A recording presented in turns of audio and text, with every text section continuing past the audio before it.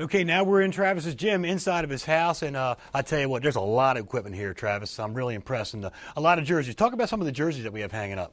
Oh, this is the gym. I spend a good majority of the time that I'm home here, and all the jerseys are my heroes. Guys that I've idolized, guys that I want to be, guys that I'm trying to beat. When you're down there and you're thinking, oh man, I'm tired, you look at one of those jerseys, it gives you a little inspiration to keep going, trying a little harder. Good motivation, good motivation. Now, again, like we were talking and down in the garage, down in the shop, that for any sport, you have to stay in shape, you have to work out. What is your regimen, your routine you go through?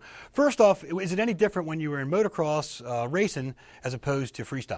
Motocross racing was completely different than freestyle. Motocross, second most physically demanding sport on a national level to World Cup soccer as far as heart rates. And so basically every 15 pounds on the motorcycle is equivalent to 1 horsepower. So you want to be as light as possible. You want to be as fit as possible. Most of the guys look like kind of more like rock climber builds. They got to be lighter but more agile, but also very, very strong and very endurance related.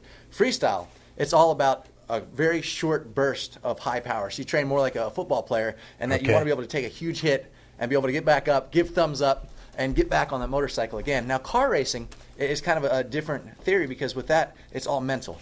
You have to be able to concentrate for 3 days straight, almost 20 to 24 hours a day, listening to your co-driver, knowing what's coming up, and not lose any mental focus.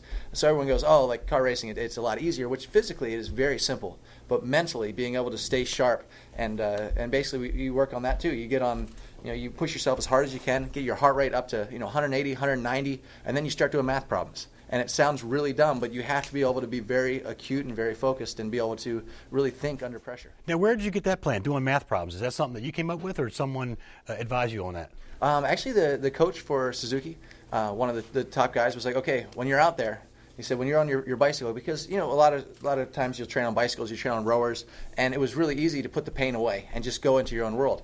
On a motorcycle, if you put the pain away and go into your own world, you're going to crash because you're not thinking about the riders around you, you're not thinking about the trees, whatever's coming up. So he said, look, I want you, every time you're training at high heart rate, I want you to think of something that you can't do. I want you to go through an entire, which was great about, having some college courses on the side, was just that I could continue to think about that and try to learn and progress while I was in a state that most people couldn't, tie their own shoe. And that was, It kind of works out for the cars. Now, we were talking off camera about how when you're training for a specific stunt or what have you, that you actually may purchase or do a certain exercise to target that muscle group.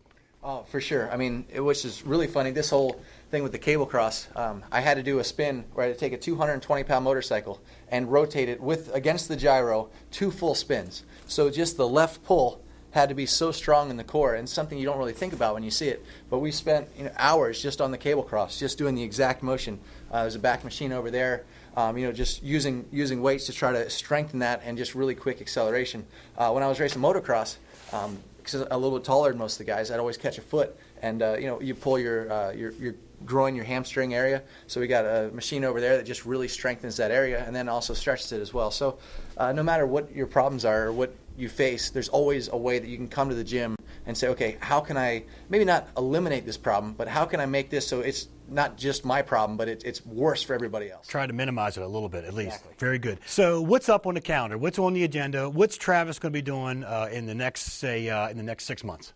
Been very fortunate to kind of mold my life into where I can now travel around the world with all my friends, go to all kinds of cool places. Still, my favorite place is just to come home and always have a lot of people here, always pushing the envelope. But for us, it's about traveling around and trying to push the limits of the sport and try to do things that really haven't been done while having a good time. And definitely fortunate to be able to do that. It looks like a blast with you guys on Nitro Circus. It was Andy, Eric, Street Bike Tommy, and then we have Jim and Jolene.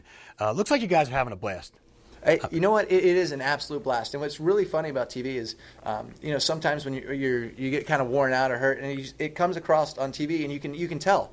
And for us, it hadn't really been a problem because we've just been going out there and having the time of our life. And I couldn't ask for anything more, but there was so much hard work from all of us that went into it. We all came from professional backgrounds. We all came from either base jumping or BMX or motocross, and nothing comes overnight. Everyone's like, "Oh, you guys just got so lucky."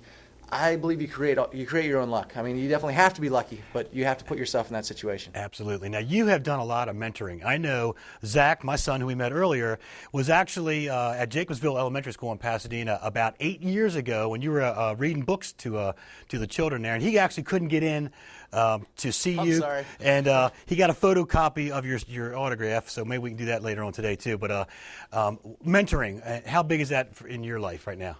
What's really neat is to be able to be in a position where, as a kid, you never think about it. You always want to do, you want to be the best of your sport, or you want to be, and then all of a sudden you're there, and you have kids coming up to you and parents and everyone, and some like what you do and some don't, and a lot of people don't really know. They just, they see you as more of a show than a real person, which is tough to deal with sometimes. But, I try to do the best that I can, especially in the local area, just to, all my uncles were athletes, and all my cousins are, University of Maryland or lacrosse or wrestling, and try to go back and do as much as I can to kind of help encourage some kids to get into sport and really stay focused. That's great, because you're giving back, and that means so much. You're not just focusing on you're giving around you, especially to the youngsters. So let's go back downstairs. I have something special for you, and maybe we can ride.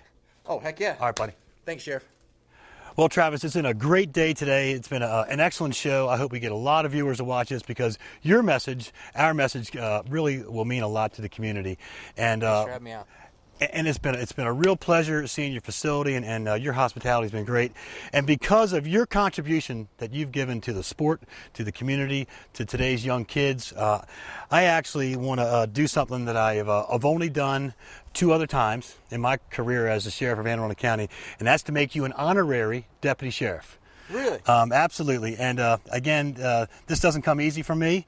I only give it to those people who really have contributed to the community, and you definitely have. Absolutely, definitely have. Thank you, Sheriff. So Appreciate it.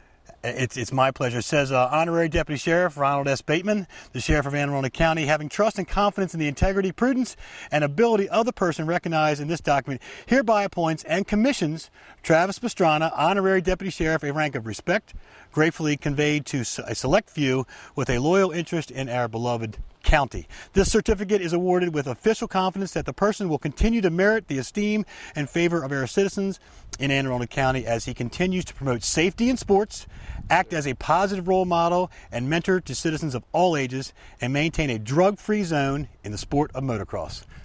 Congratulations, brother. Congratulations. Appreciate that. Thank you very much. What we have on the back here, Travis, is one of my pins, and a collector's coin, which we only have 100 of those made up. And so if Jolene or Hubert or any of the guys on the set gives you a hard time, you got a little juice now, brother. You know what I mean? Hey! So thank you very much. And I'm going to go ride. So you got some sheriff stuff to do, so you have to stay. So sorry. Hey, what? Hey, man. All right. So listen, I want to thank a few people who allow this show to happen every single month. First, Air County Executive, Mr. John Leopold, Colonel Terry Sheridan from the Maryland State Police, Colonel James Tier of the Anne Arundel County Police, and Chief Mike Pristoop of the Annapolis City Police Department. A few people in the audience I want to definitely thank, and that's first, behind the camera, Dale Boyer from PEG Studios, Major Rick Tabor, who helped produce the show, and then Deputy Harry Neisser from the Sheriff's Office, who also helped produce the show. A couple people in the audience that were really big. Katrina, taking all the photographs. Heather from the Capitol, thanks for the coverage. Danielle, Zach Bateman, thanks for being on the show, buddy. Josh Tabor, thanks a lot. We really appreciate it. Remember, let's keep Anne Arundel County safe. I'm Sheriff Ron Bateman. We'll see you next time on Anne Arundel's Most Wanted.